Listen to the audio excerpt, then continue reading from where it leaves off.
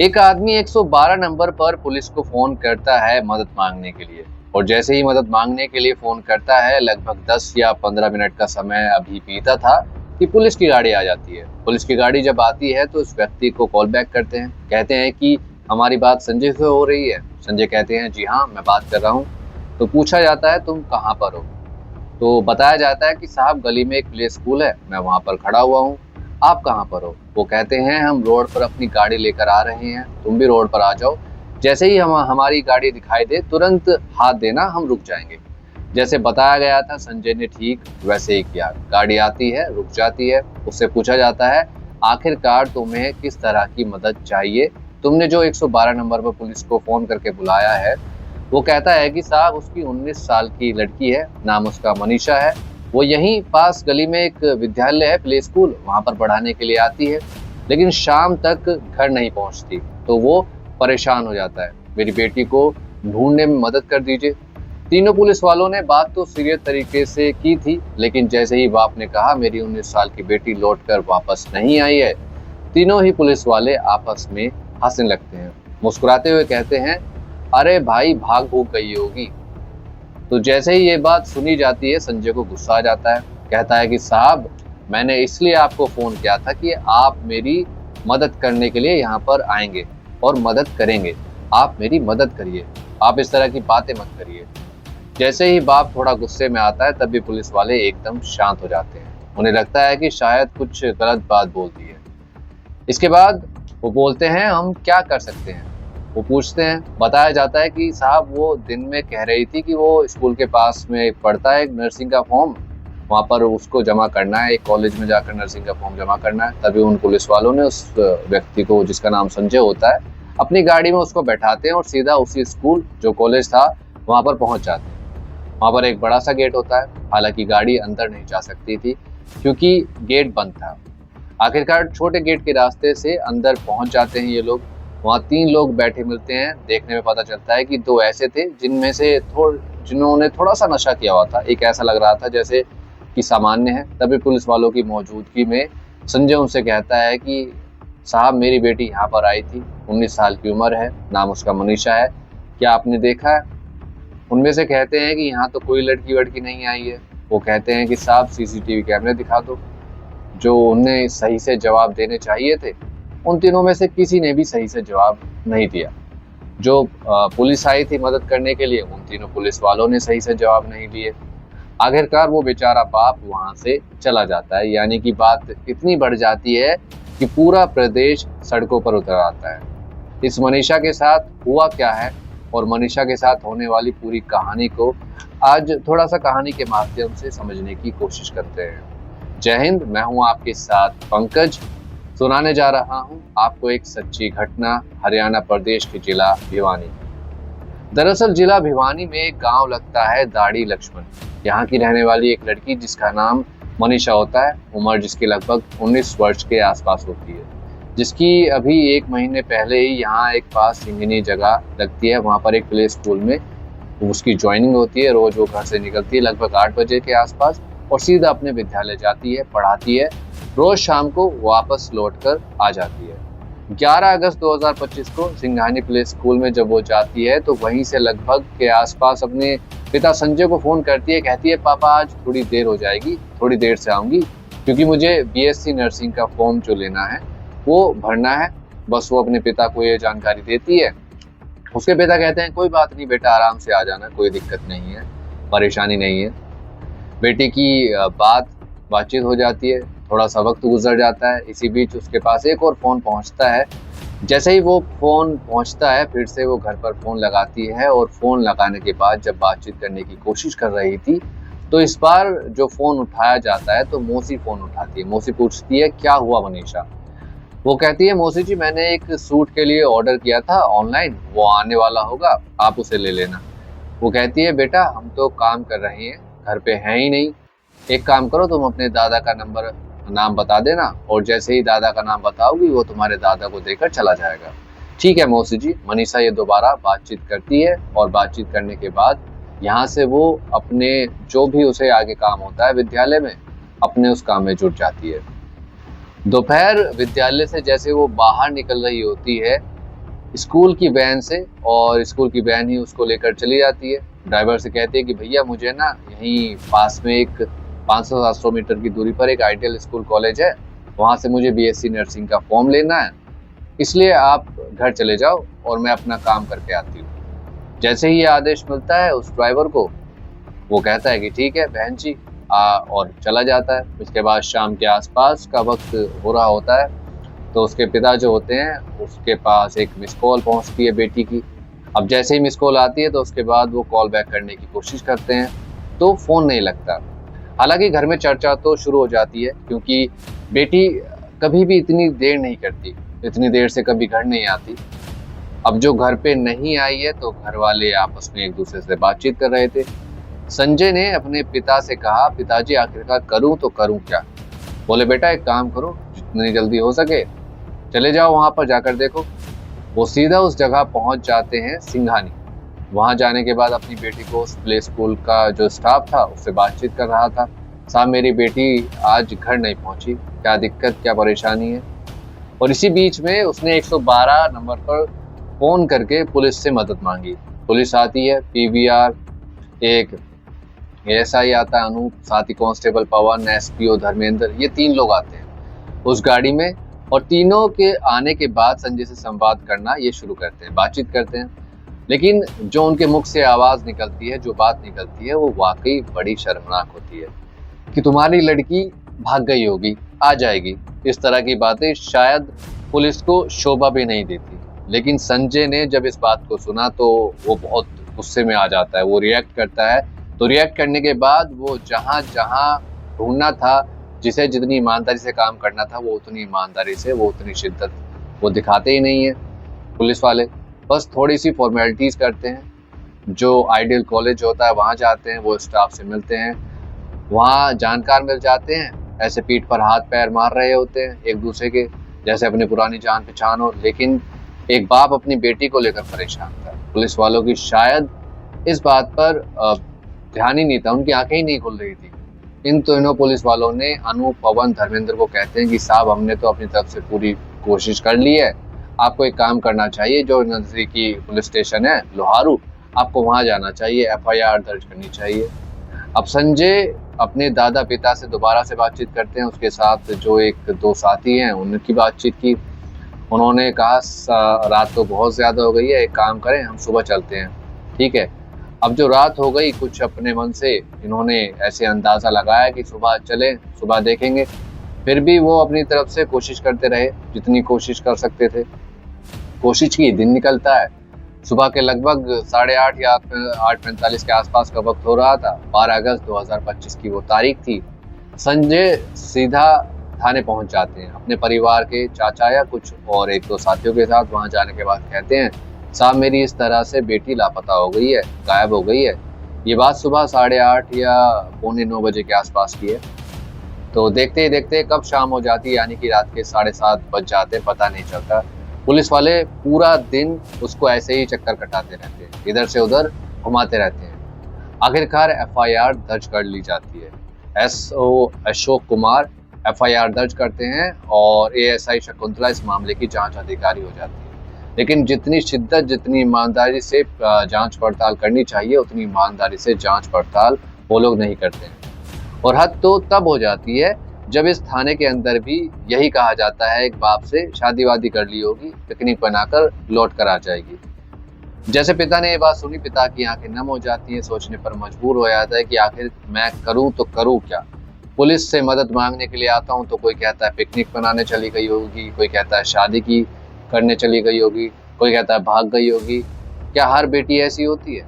आखिरकार पिता ने जब ये बात कही पुलिस से, तो उतनी शिद्दत, उतनी ईमानदारी से जांच पड़ताल नहीं की। पिता जाकर प्ले स्कूल जाता है, पिता आइडियल कॉलेज जाता है, जाकर सीसीटीवी की मांग करता है, लेकिन सीसीटीवी उसको दिखाई नहीं जाती। उसको सिर्फ ठेंगा दिखाया जाता है, उसको कहा जाता है कि मिल जाएगी, दे देंगे, बड़े अधिकारी आए नहीं है, इस तरह की बातें करते हैं। लेकिन संजय हिम्मत नहीं हार रहे थे, आखिरकार करें तो क्या करें। लेकिन अगले ही दिन, यानी कि 13 अगस्त 2025 की सुबह की बात है, वो विद्यालय की तरफ जा रहा था, ये जानने के लिए आखिरकार उसकी बेटी उस सीसीटीवी कैमरे में देखने को मिल जाएगी। कि आई थी, नहीं आई थी, कहाँ गई थी, तमाम कोशिशें कर रही थी। इस बीच पुलिस अगर चाहती तो सीडीआर निकलवा कर जा सकती थी, लड़की की लोकेशन निकलवाई जा सकती थी, उससे पता करने की कोशिश कर सकते थे, लेकिन पुलिस ने इस मामले को बिल्कुल भी गंभीरता से नहीं लिया। लेकिन इसी बीच 13 अगस्त 2025 की सुबह की ये बात है। यहाँ लोहारू थाना क्षेत्र के गांव सिंघानी में एक नहर लगती है। नहर के किनारे एक रास्ता है। रास्ते के पास में ही एक बॉडी मिल जाती है। आसपास के गांव वाले मुझे पुलिस को सूचना देते हैं। तब ये शकुंतला जो एएसआई होती हैं, जांच अधिकारी, ये संजय को फ़ोन करके कहती हैं कि संजय आपको आना है, वहाँ पर पहुँचना है, हमें एक बॉडी मिली है। अगर आप देख लीजिए कि ऐसा तो नहीं आपकी बेटी की बॉडी हो। बस पिता के लिए तो पैरों के तले ज़मीन खिसकने जैसी स्थिति हो जाती है। पिता करता भी तो क्या करता। आखिरकार पिता उसके साथ जो लोग थे सीधा वहाँ पर रोते बिलखते पहुँचते हैं। बेटी के कपड़ों के आधार पर उसको पहचान लेते हैं, देख लेते हैं। जिस रूप में बेटी मिलती है उसकी तो कभी कल्पना ही नहीं की थी इस एक बाप ने। दरअसल जब यहाँ पर मामला बढ़ने लगता है, पूरा का पूरा गांव इकट्ठा हो जाता है। लोगों की संख्या लगातार बढ़नी शुरू हो जाती है। बेटी को जितने दूर लोग देखने आते हैं, अपनी आंखों से देखते हैं, दरअसल सबकी आंखें खुली की खुली रह जाती हैं। जो उसकी भोजन की श्वास की नली थी वो भी निकली हुई थी, लड़की की आंखें निकली हुई थी। जो गर्दन पर चंदे जैसा आकार होता है, ऐसे चंद्रमा की तरह 29 सेंटीमीटर चौड़ा और 16 सेंटीमीटर लंबा एक घाव था। ऐसा लग रहा था जैसे किसी ने बार बार किसी धारदार हथियार से वार किया हो, मारा हो, और उसको बहुत ही तरीके से उसके साथ ऐसा सब किया हो।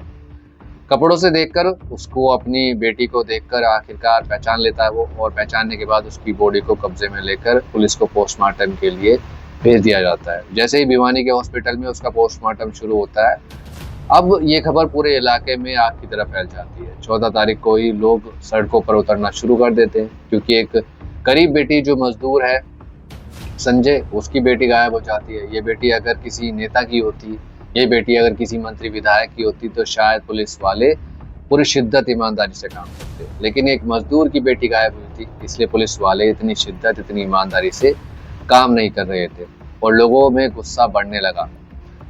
और जैसे ही लोगों का गुस्सा बढ़ रहा था, वैसे वैसे धरना प्रदर्शन ये सब शुरू हो जाता है। 14 तारीख को उनकी पोस्टमार्टम की करने के बाद जो बॉडी परिवार वालों को सौंपी जाती है, तो परिवार वाले कहते हैं कि जब तक हत्यारे नहीं मिलेंगे तब तक हम इस बॉडी को लेकर नहीं जाएंगे। अब चाहे कुछ भी हो जाए, बस घर वालों का गुस्सा बढ़ने लगता है। जो उनके समर्थन में बड़ी संख्या में लोग सड़कों पर उतरने लगते हैं, और उन्होंने भी कह दिया कि जब तक हत्यारे नहीं पकड़े जाएंगे तब तक हम बॉडी नहीं लेंगे। 16-17 को भी पूरे प्रदेश भर में हंगामा शुरू हो जाता है। लोग सड़कों पर उतर जाते हैं, कई कई घंटे तक रोड जाम कर दिए जाते हैं। अब चाहे वो स्कूल कॉलेज के बच्चे हों, चाहे वो कोई भी हो, जो व्यापारी हो, दुकानें बंद हो गई, बाजार बंद हो गए, क्योंकि लगातार मनीषा को लेकर लोगों में उबाल फैल रहा था।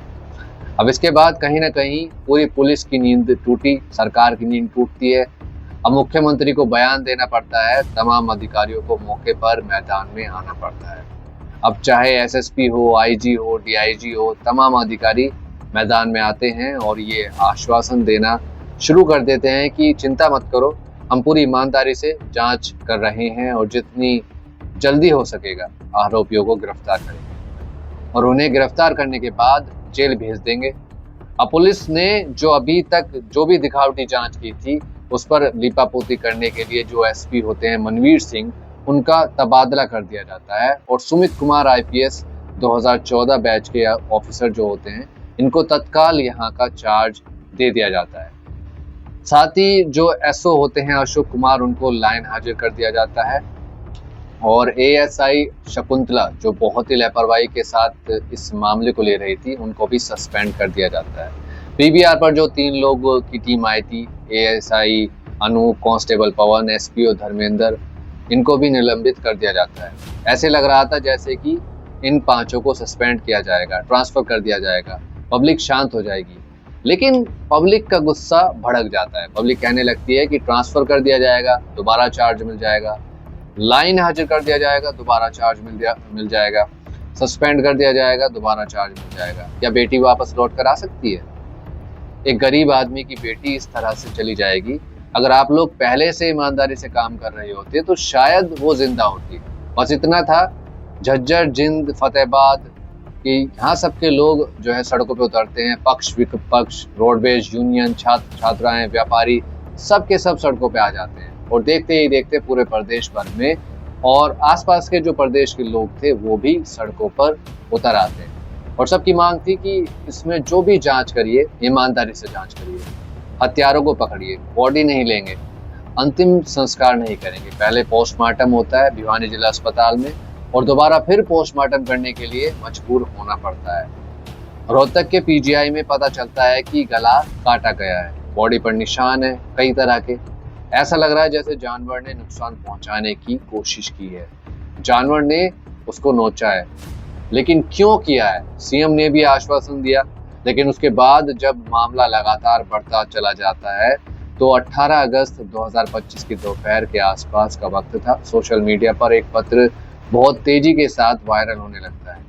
हालांकि इससे पहले एक दिन पहले dog squad, forensic team, police की टीम नहर के आसपास के वो इलाके जहां बॉडी मिली थी, वो इलाके सब जगह उन जगह पर तलाश की जाती है, पड़ताल की जाती है। 18 अगस्त को जब उन्होंने एक सोशल मीडिया पर एक पत्र वायरल होने लगता है और ये दावा किया जाता है कि मनीषा ने एक दुकान से 600 रुपये का एक कीटनाशक खरीदा था और उसको खरीदने के बाद उसको यूज कर यानी कि पी लिया था और अपनी पीकर जान दे दी, बस इतना था। और इसके बाद सोशल मीडिया पर एक पत्र बहुत तेजी के साथ वायरल हो रहा था। लिखा होता है उसमें कि सॉरी मम्मी पापा, मेरी वजह से आप लोग बहुत प्रॉब्लम देख चुके हैं, आप दोनों ने मेरी खातिर बहुत कुछ किया और वैसे भी मेरे से सभी दुखी थे, मैं सबकी बातें, ज़माने की बातें सोचती हूँ फिर दुखी हो रही हूँ, ना मैं गलत थी ना मैंने कुछ गलत काम किया है, बस मैं अपने पेरेंट्स का ड्रीम पूरा करना चाहती थी। मैं बीएससी नर्सिंग कर रही थी क्योंकि 9 सेट क्रैक किया और एक नर्सिंग अफसर बनकर मम्मी पापा का सपना पूरा करना चाहती थी, लेकिन मैं आप दोनों पर बोझ नहीं बन सकती। I am sorry mummy papa, मैंने अपने आपको, आप दोनों को हर्ट किया हो तो आप इस दुनिया के सबसे अच्छे माता पिता हो। थैंक यू मुझे ज़िंदगी देने के लिए मम्मी और पापा, मैं आपके आभारी हूँ। आपने मुझे एक राजकुमारी की तरह पाला, कोई हो तो प्लीज़ मेरे पेरेंट्स का ख्याल रखना। इस तरह का ये लेटर था। ये लेटर उस लड़की ने लिखा है, नहीं लिखा है, इसकी जो राइटिंग है उसकी तो जांच के बाद ही ये स्पष्ट हो सकेगा इसमें कितनी सच्चाई है। लेकिन कीटनाशक जहाँ से खरीदा उसके बारे में ये दावा किया जाता है कि वाकई एक आदमी ने ये आकर ये गवाही दी।